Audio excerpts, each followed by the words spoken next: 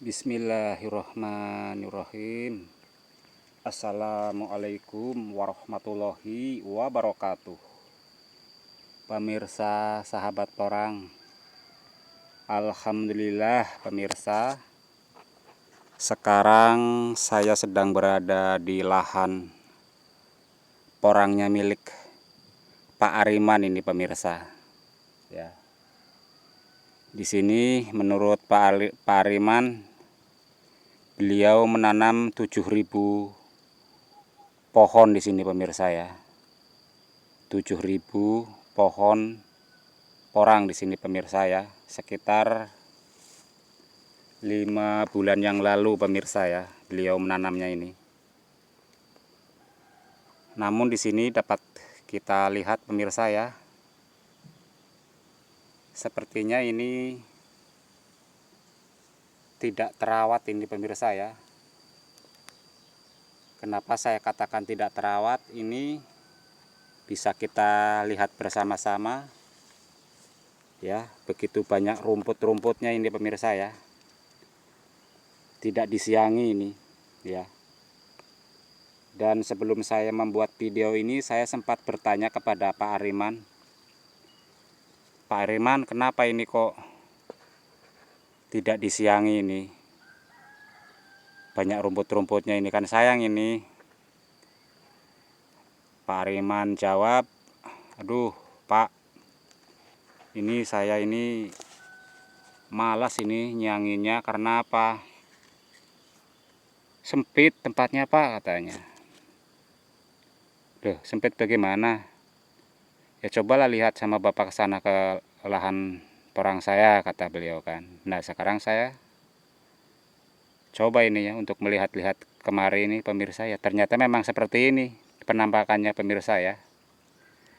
Jadi dapat saya simpulkan di sini bahwa beginilah kondisinya apabila kita menanam porang dengan jarak yang tidak ideal pemirsa ya. Jadi jaraknya ini terlalu berdekatan ini ya. Jadi ini saya anggap seperti penyemaian bibit ini pemirsa ya. Karena jaraknya yang tidak beraturan ini pemirsa ya. Jaraknya ini cuma 1 jengkal ini pemirsa ya.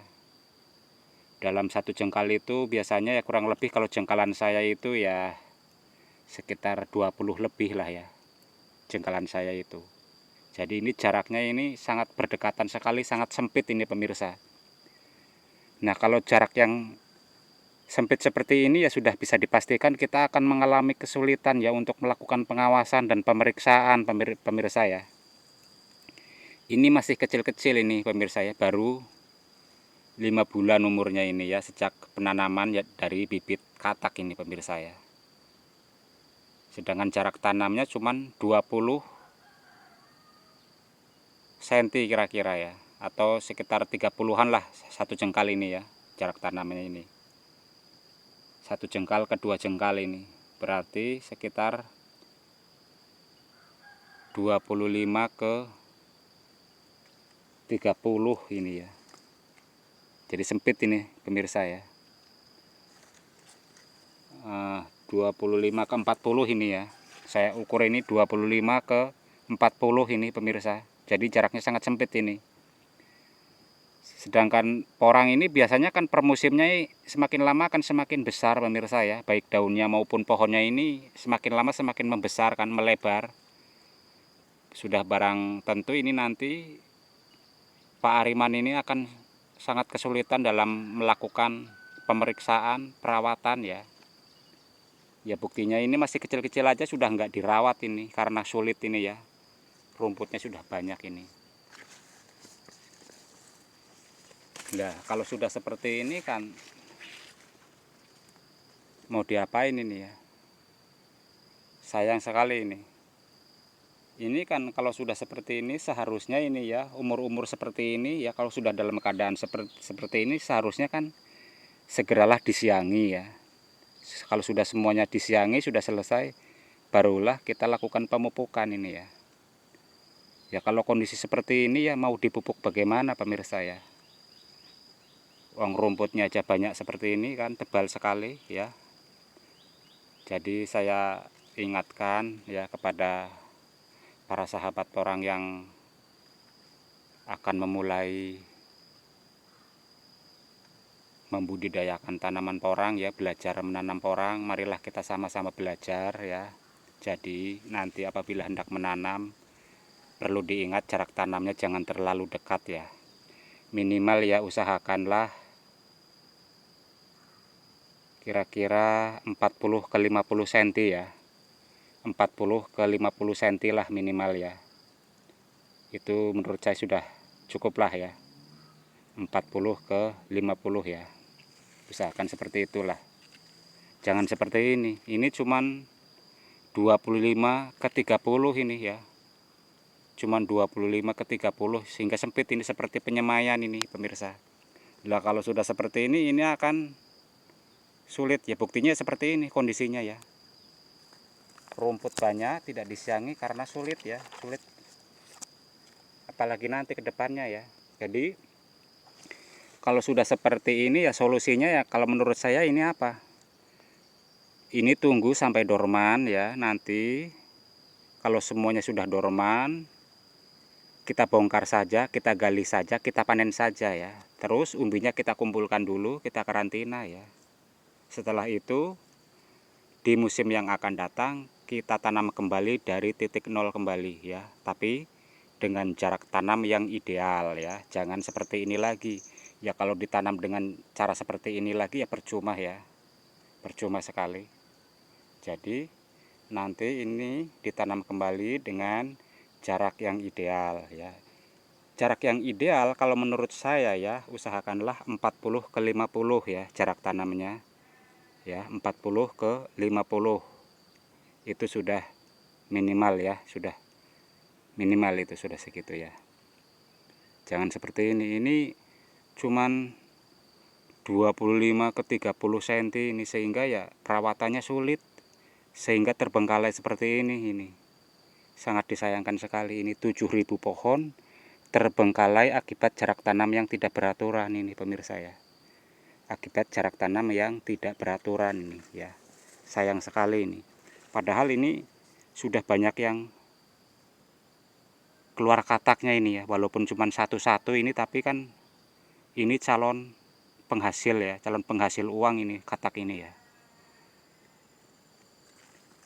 Nah, seperti itu pemirsa ya. Jangan dibiarkan seperti ini sayang sekali ini ya pemirsa ya. Dapat dilihat di sini ya.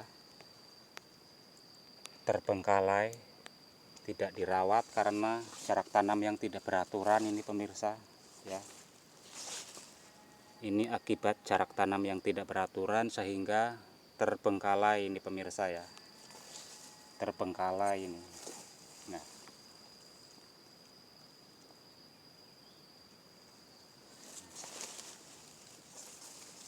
bisa dilihat oleh pemirsa ya. Jarak tanamnya ini terlalu berdekatan ini ya. 25 ke 30 ini sehingga ya beginilah akibatnya ya pemirsa.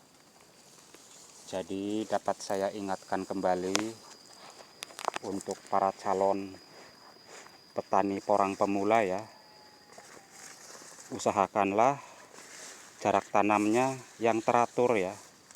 Agar apa? Agar kita mudah melakukan perawatan. Ya minimal ya 40 ke 50 cm lah ya. Atau 25 ke 80 cm ya. Jadi ada dua tips ya. 40 ke 50 atau 25 ke 80 ya. Ini banyak yang sudah tidak terlihat ya, cuman tinggal terlihat bambunya saja ini. Ini ya, semua yang diberi tanda seperti ini adalah porang ini pemirsa ya. Tapi banyak yang tinggal ininya aja ini. Karena porangnya sudah banyak yang mati akibat tertimbun oleh rumput pemirsa ya. Akibat tidak terawat ini. Sayang sekali ya.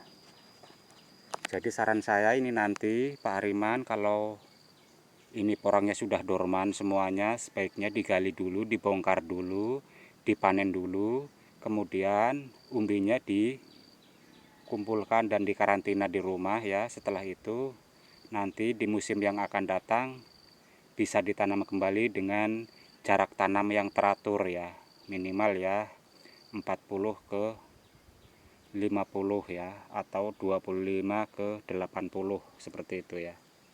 Jangan ditanam dengan jarak tanam yang seperti ini lagi ya.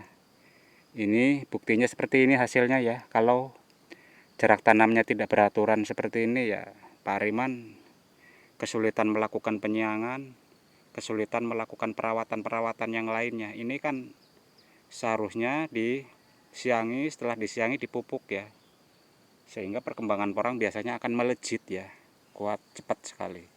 Tapi ini kalau dibiarkan seperti ini, banyak rumput-rumputnya, banyak gulmanya ya, akhirnya bukannya berkembang tapi malah banyak yang pada mati karena tertimbun ya, tertimbun oleh rumput-rumput ini seperti semak belukar seperti ini. Sayang sekali ini ya pemirsa. Bisa dilihat oleh pemirsa ya, banyak yang tinggal bambunya doang ya, banyak yang tinggal bambunya aja ini ya, karena banyak yang pada mati ya karena kurang perawatan kan. Nah pemirsa, seperti itu pemirsa ya.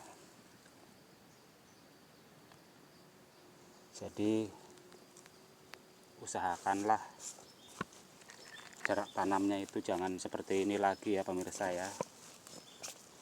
Nah,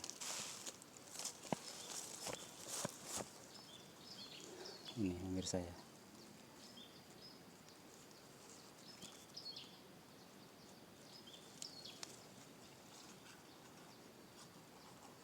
Sebenarnya banyak yang sudah banyak yang tumbuh katak ini pemirsa ya.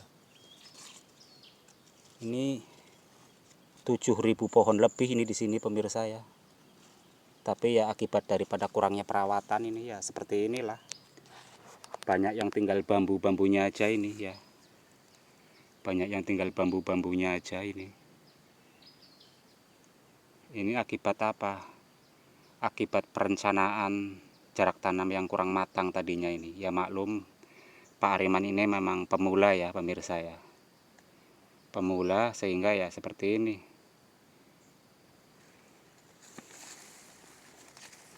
Nah, bisa dilihat di sini pemirsa ya. Nah, jarak tanamnya itu sangat berdekatan ini pemirsa, cuman satu jengkal ini pemirsa ya, cuman satu jengkal saya ini. Satu jengkal saya ini paling-paling ya 20 lebih lah. Seperti ini pemirsa ya. Sangat disayangkan sekali ini. 7.000 pohon lebih di sini ini ditanam oleh Pak Ariman ya. Tapi terbengkalai akibat jarak tanam yang tidak beraturan. Ini buru-buru dipupuk ini. Soalnya disiangi aja enggak kan. Bagaimana mau dipupuk kan? Jadi maaf saya ulang-ulang di sini, saya ingatkan kembali pada para sahabat porang ya, khususnya yang pemula lah. Rencanakan dengan baik, rencanakan dengan matang apabila hendak belajar memulai membudidayakan tanaman porang ya. Usahakan rencanakan dengan baik ya. Terutama dan yang paling penting adalah penyiangan pemirsa ya. Karena kalau tidak disiangi, maka kita akan mengalami kesulitan untuk melakukan perawatan-perawatan selanjutnya ya. Seperti pemupukan dan pembasmian hama ya. Walaupun sebenarnya porang ini hamanya tidak terlalu banyak, namun tetap kita harus mempersiapkan diri apabila ada hama-hama yang akan menyerang tanaman porang pemirsa ya. Cara mengantisipasinya ya kita adalah melakukan penyiangan. Sebab kalau lahan porang kita, tanaman porang kita ini tidak banyak gulma, selalu bersih dari rumput-rumput, kita ini akan mengalami kemudahan untuk melakukan pengawasan pemirsa ya. Kita akan mudah melakukan pengawasan, mudah melakukan kontrol ya. Mudah mengontrolnya karena apa? Terlihat.